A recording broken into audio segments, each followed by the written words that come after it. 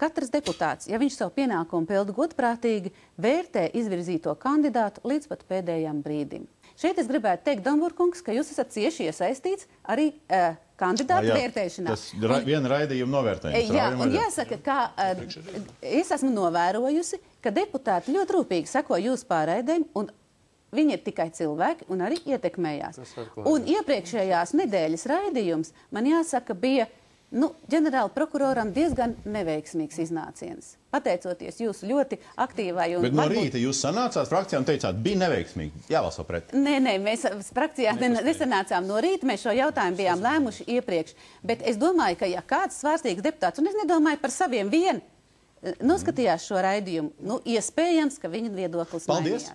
Mums frakcijā visi ir vienoti par to, ka maizīšu klupināšanā lielu artavu ir darījis vecais jaunais laiks, politiski izvirzot un padarot maizīti par ķīlnieku politiskajās spēlēs, un es nevaru, es negribu nevienu apvainot vai turēt aizdomās, bet es tagad domāju, pēc visa tā, ka tie šoki ir pirmie nogājuši, es domāju, ka iespējams, ka tā ir tāda garāka politiska vaga, kurā ir sākumā padarīt, teiksim, maizīti atkarīgi no vienas partijas, padarīt viņu par politisku kandidātu, un pēc tam palīdzēt viņam klupt un padarīt viņu atkal par to...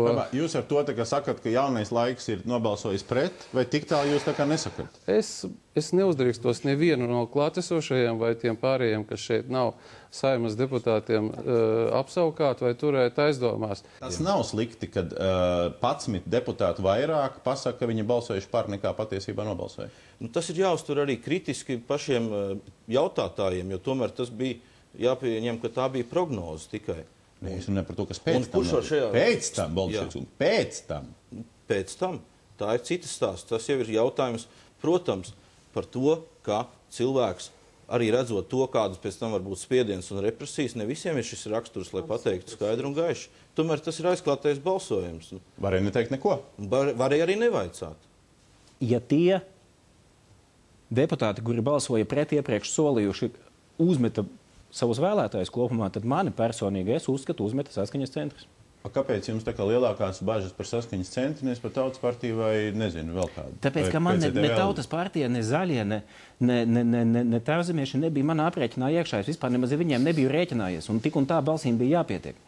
Un par savējiem es esmu pilnīgi pārliecināts, par PCTV es esmu pārliecināts. Diemžēl balsu beigās nepietika. Katrs deputāts līdz pat pēdējai minūtei vāc kaut kādu nepieciešamo informāciju. Un tas, ka daudzi kaut kur mēdījos ir solījuši kaut ko.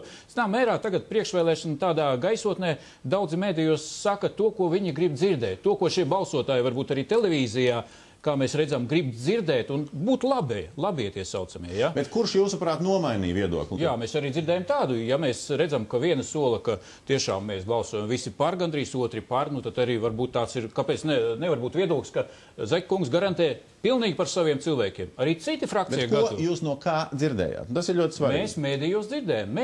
Mēs konkrēti no frakciju vadītājiem to nedzirdējām. Jā, bet, jūsu frakcijas vadītājs pirmdien no rīta LNT 900 sekundēs runāja, ka viņš ir dzirdējis kaut kur kuluāros, nevis mēdījos. Grūti pateikt, tas viņam jāuzdot jautājumu, kurā vietā. Es negribu šeit bārstīties ar apvainojumiem Urbanovičam, kā es esmu dzirdējis, ka viņa partija grib saķildot latviešu partijas un sev pievilināt latviešu vēlētāju. Saprotiet, tās ir tāda nepatīkama retorika. Ko jūs uzbūvējāt, kādu versiju zem paziņojumu par to, ka tas ir korupcijas, tie, kas neatbalsta cīņu pret korupciju, oligarhu intereses un tā tālāk? Es varu pieļaut, ka cilvēks pēdējā brīdī varētu mainīt kādu savu viedoklī, ja, bet, teiksim tā, tas ir pārāk aizdomīgi. Tā arī tikai ir iespējamība.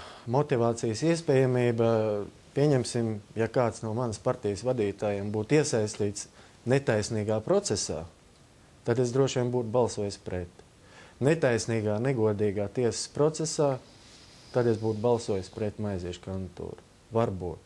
Man, piemēram, ir saprotama Zaļo zemnieku nostāja. Iespējams, viens no motīviem varēja būt arī tāds, ka tomēr ir šie divi termiņi, kas varbūt deputātiem arī pēdējām brīdī likās, ka pietiek, ir nepieciešams kaut kādas pārmaiņas arī nomainot cilvēku, jo to mēs arī redzam, ka šajā otrajā termiņā arī citām valsts amatpersonām, un pie tām ļoti augstām valsts amatpersonām gadās gan rutīna, gan arī neliederīgi iespējams tēriņi un valsts mantas tāda izšķērdēšana. Vai ir kaut viens arguments, ka jūsu versija 3. termiņš, Daimler lieta, iepriekšējā vakar raidījums, vēl kaut kas, ka visi šie argumenti ir kaut pa vienu mazu miligramu, Bolševičs, lielāki un spēcīgāki nekā tas, ka ir saimā desmitiem cilvēku, kuru frakcijas vai partijas saistās ar sponsoriem vai līderiem vai ar viņām saistītām personām, kuras ir šobrīd zem prokuratūras apsūdzības, zobeniem vai kaut kādiem citiem instrumentiem.